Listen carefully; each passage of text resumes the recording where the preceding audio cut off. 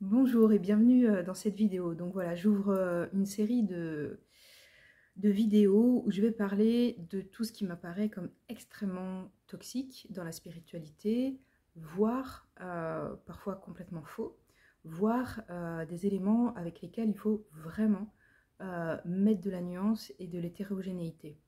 Je vois beaucoup de raccourcis qui sont faits. Donc j'exerce mon métier depuis 2016 officiellement. J'ai commencé à travailler avec les soins énergétiques en 2012 et je me sens vraiment en porte-à-faux, voire à contre-courant de la majorité de ce qui se dit d'un point de vue spiritualité. D'un point de vue énergétique, non, parce que il me semble que ce qui est dit est plutôt juste, même si il y a toujours une complexité à explorer. Mais tous ces discours qui sont en train de se développer sur la spiritualité et qui sont vraiment des raccourcis incroyables, peuvent être, à mon sens, extrêmement délétères et peuvent vraiment enfermer dans des schémas de pensée, empêcher la guérison, empêcher le développement, etc.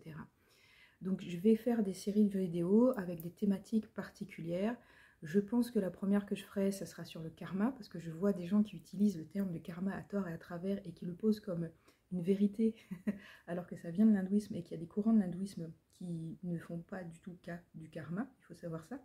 Donc je vous expliquerai un petit peu ça, de mettre de la perspective, je vous mettrai des liens pour aller chercher les informations, les sources, pour que vous puissiez aller vérifier toujours qu'est-ce qui se fait.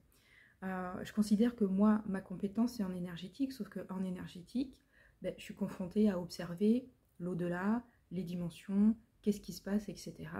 Et moi, ce que j'observe ne correspond pas à ce qu'on raconte en termes de spiritualité, bien-être, développement personnel. Donc j'observe ça depuis plusieurs années. Je le partage dans ce que je fais, dans mon travail, dans mes formations aussi. J'alerte sur ces notions de discernement-là. Et ça me paraît important que vous puissiez prendre de la distance. Je vais prendre un exemple très concret. Par exemple, j'observe que quand on vous parle de catholicisme, quand on est en Occident, si vous appartenez au monde occidental, et le monde occidental a vraiment, comme il a dominé le monde, et qu'il y a l'américanisation à l'heure actuelle, la pensée occidentale, elle est très prégnante un petit peu partout. Et dans la pensée occidentale, il y a une matrice de pensée catholique qui est là, qui est très présente.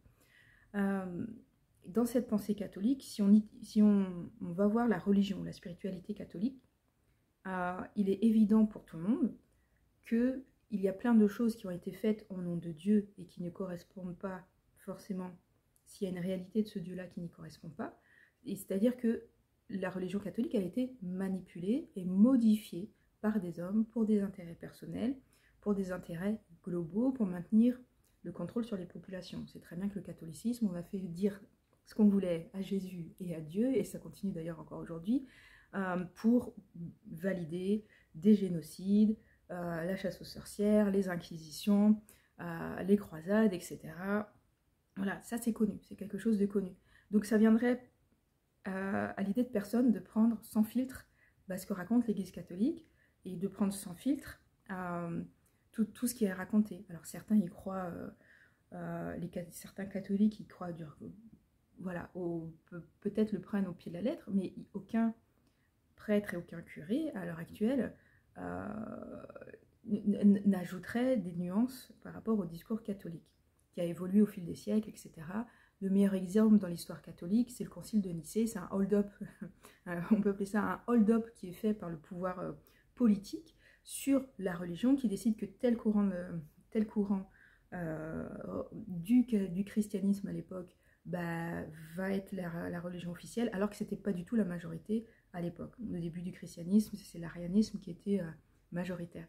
Donc, je donne ce petit exemple pour comprendre que, en termes de spiritualité, je pense que quand on est occidental ou quand on a cette pensée occidentale, ou quand on est influencé par cette pensée occidentale, on sait garder ce discernement et on sait garder cette distance par rapport à des discours religieux ou spirituels.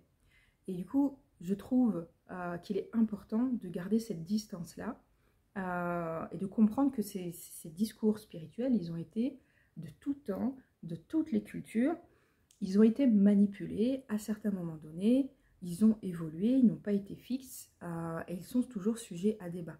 Je reprends l'idée du karma. On en parle beaucoup, et je trouve à tort et à travers sans s'être renseigné sur qu'est-ce que c'est que le karma exactement. Le karma dans l'hindouisme, le karma dans le jaïnisme, le karma dans le bouddhisme, c'est différent. Le karma tel qu'il a été défini entre 1900 et 1500 ans dans les premiers textes, religieux, spirituels, je ne sais pas quel mot mettre dessus, donc dans les Védas, les textes les plus anciens sur la religion hindoue, ne définit pas du tout le karma tel que nous on pense à l'heure actuelle. Le karma tel que nous on a tendance à le penser à l'heure actuelle, il est plus défini vers le 6e siècle avant Jésus-Christ. À la base, c'est juste, ça désigne une action et une offrande, à la base. Quelque chose de l'ordre du sacrifice et du rituel. Et ça a été modifié au fur et à mesure. J'expliquerai quels sont les enjeux politiques et sociaux de la notion de karma aussi dans la vidéo que je ferai sur la question. Et il y a des branches de l'hindouisme qui considèrent que le karma n'est pas important. Et dans les différents bouddhismes, il n'y a pas toujours la même approche du karma aussi également. Et donc tout ça pour dire que la notion de karma, il faut le prendre un petit peu avec du recul aussi, et arrêter de sortir ça à tout va pour justifier des comportements et justifier des choses qui se passent dans la société et qui ne sont pas toujours dépendantes de soi. Voilà, donc j'aborderai tout un tas de sujets comme ça, le karma, la loi de l'attraction, tout un tas de petits discours qui sont repris très facilement dans les relations personnelles, dans les relations entre les accompagnants, et qui sont extrêmement, à mon sens, toxiques, délétères et fondamentalement pas vrais. Moi, dans tout le travail que je fais, dès que je passe en formation, j'invite toujours à aller vérifier par vous-même, à aller faire l'expérience. Je ne vous dis pas c'est quoi la théorie. Moi, je navigue dans les akashas, j'ai accès aux mémoires sans aucun protocole, j'y ai accès comme ça. Je pourrais vous dire, je sais, je vais vous expliquer comment c'est. Sauf que c'est pas du tout ma démarche. Moi, je vous dis, on va faire un stage sur l'Atlantide à la Lémurie, par exemple. On va aller voir ensemble. Où il y a eu des guerres draconiques à une certaine époque. On va aller voir ensemble. Vous voyez, vous allez faire l'expérience en méditation, en voyage de conscience, et vous en tirerez les conclusions qui sont justes ou pas pour vous. On ne va pas poser de vérité par rapport à tout ça. Donc, c'est ma démarche. Donc dans ces vidéos, je vais vous inviter à prendre du recul. Alors il y a des éléments historiques, il y a des éléments sociologiques, il y a des éléments anthropologiques, il y a des éléments concrets de la vie matérielle. Et vous inviter aussi à confronter tout ce qu'on vous raconte en bien-être et développement personnel, à le positionner dans un autre espace. Alors typiquement en prenant des espaces et des situations un peu extrêmes. Est-ce que là, ce qu'on me dit en spiritualité, est-ce que si je l'applique à un enfant qui vit sur un terrain où il y a de la guerre et qui vit des bombardements tous les jours, est-ce que ça vaut pour cette personne-là? Un enfant dans un autre contexte, qui vit dans une situation où il n'y a pas assez à manger, qui est en train de souffrir de la faim, voire qui peut mourir de faim, est-ce que cette situation-là qu'on me raconte en spiritualité, est-ce que ça peut être valable aussi pour cette personne-là? Si prenons une femme dans l'est du Congo, il y a des problèmes de viol répétés dans cet espace-là, une femme qui a déjà été violée 100 fois, qui va se faire encore violer 100 fois. Est-ce que ce qu'on raconte en bien-être et en développement personnel, en spiritualité, tous ces termes-là, est-ce que c'est valable pour cette personne-là? Prenez des exemples extrêmes pour vérifier si c'est OK. Pour prendre des exemples peut-être moins lointains, est-ce que là, c'est ce qu'on me dit sur cette question-là, est-ce que c'est valable pour une personne qui est en dépression? Est-ce que ça, c'est valable pour une personne qui a un trauma complexe et donc un système nerveux dérégulé? Est-ce que ça fonctionne pour cette personne-là? Est-ce que ce qu'on me dit là, ça fonctionne pour une personne qui est en prison, mettons?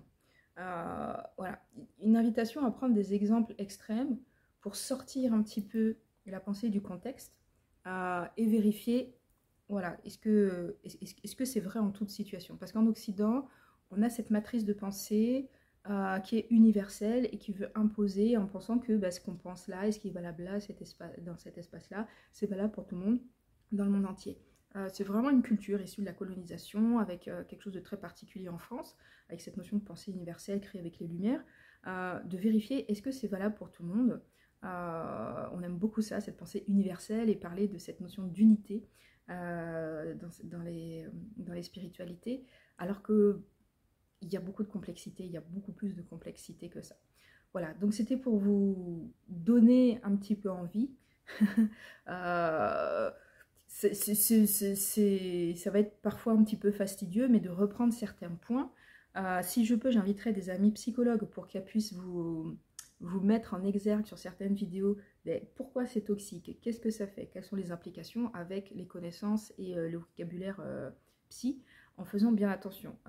Moi, ce que j'observe, c'est que il y a des discours de plus en plus toxiques, de plus en plus délétères qui se développent dans cette sphère-là. Moi, j'aime mon métier, mais à la fois, du coup, c'est une responsabilité parce que je forme des personnes et dans mon discours, quand je forme les personnes, je dis faites attention, ne prenez pas pour argent comptant, vérifiez par vous-même.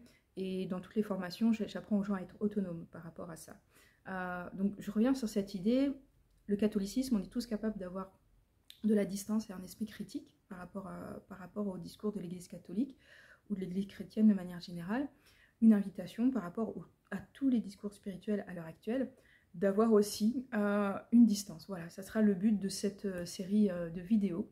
N'hésitez pas, si vous avez des questions, à poser des questions. Si vous voulez que j'aborde un sujet en particulier aussi, n'hésitez pas. Je le fais à mon rythme quand j'ai le temps, l'espace pour pouvoir le faire. Et voilà, prenez toujours de la distance, y compris, je le dis toujours, y compris par rapport à moi-même. C'est une phrase que j'ai souvent répétée. Je suis la médium qui dit il ne faut pas croire les médiums. C'est pas parce qu'on dit quelque chose qu'il faut le prendre au premier degré, au premier pas de la lettre. Voilà. Merci beaucoup de m'avoir écouté. Voilà, on a un cerveau, on a un ego aussi. Tout ça, c'est fait pour servir. C'est très juste dans cette vie, dans cette dimension, dans cette société dans laquelle nous évoluons. À bientôt. Merci, n'hésitez pas à partager, à commenter. À bientôt pour d'autres vidéos.